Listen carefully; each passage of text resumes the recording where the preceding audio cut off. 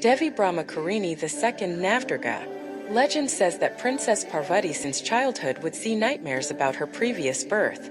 Once when Devrishi Narada came to King Himavant's palace, he revealed to Parvati that she was Devi Sati in her previous birth, and being the incarnation of Devi Adi Parashakti, she is destined to be Lord Shiva's wife. Devrishi Narada guided Princess Parvati, and thus, to attain Shiva, she left the comforts of her palace, just wearing a white saree and a Rudraksha rosary around her neck. She walked barefooted, went to the jungle and performed severe penance. For thousands of years she just ate fruits and vegetables, then for hundreds of years she only ate fruits and flowers, then for 3,000 years she just ate fallen leaves and slept under open sky in the forest. Thus Parvati performed severe penance relentlessly with the same intensity for several thousands of years, until Lord Shiva thought it was time for him to test her.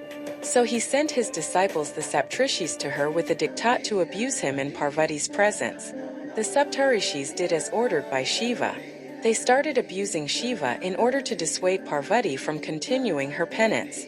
But instead of getting dissuaded, Parvati revealed Shiva's greatness by disclosing the Shiva Tattva Siddhanta, or the essence of Shiva, to the Saptarishis.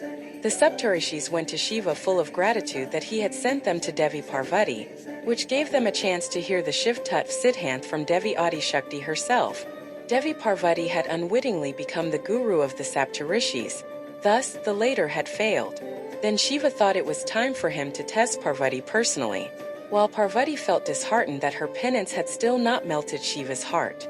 She thought that, maybe because like Devi Sati, this body was also unfit to sit beside Shiva. Thinking that if this body was unfit to attain Shiva, then it's better to destroy it. She lit a pyre and was about to walk into it, but suddenly the fire extinguished and an old Brahmin appeared in front of her.